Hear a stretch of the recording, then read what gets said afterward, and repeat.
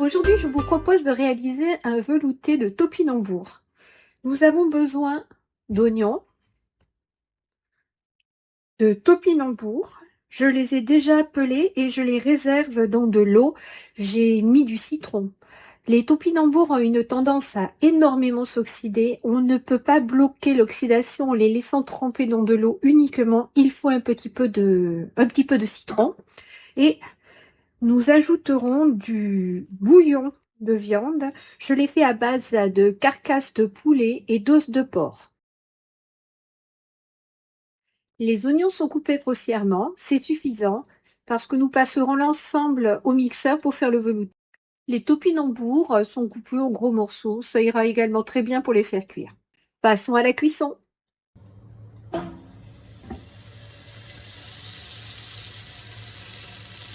Du beurre, de l'huile d'olive, les oignons.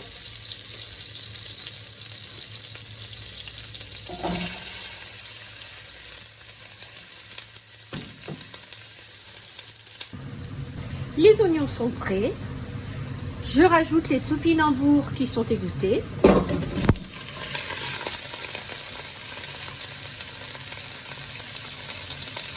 Et je mouille avec le bouillon.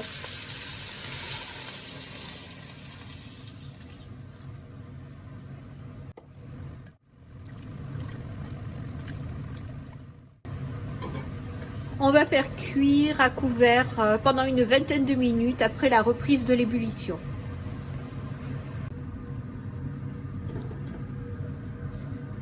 Et voilà, c'est cuit. Je vais le mixer.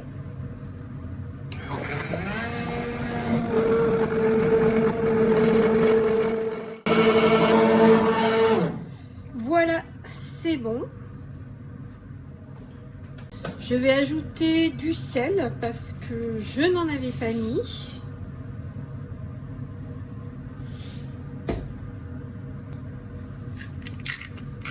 Du poivre.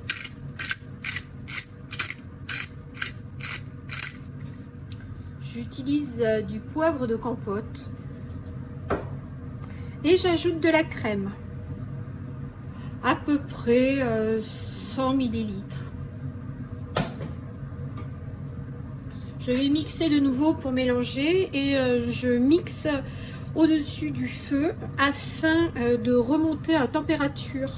Je vais le refaire bouillir un petit peu parce que quand on mixe quelque chose, on fait rentrer toujours un petit peu d'air et il y a une possibilité de contamination. Et le faire bouillir pendant quelques minutes, au-delà de 85 degrés, permettra de faire une pasteurisation après avoir mixé. Et ça permettra de garder le velouté un petit peu plus longtemps.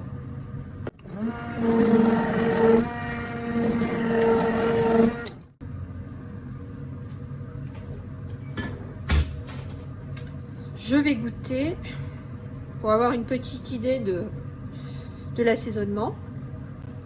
Je rajoute tout petit peu de sel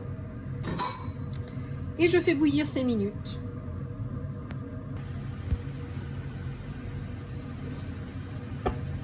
Voilà, le velouté est prêt. Je vais le conditionner dans des bocaux que je vais pasteuriser et ensuite je les mettrai au frais.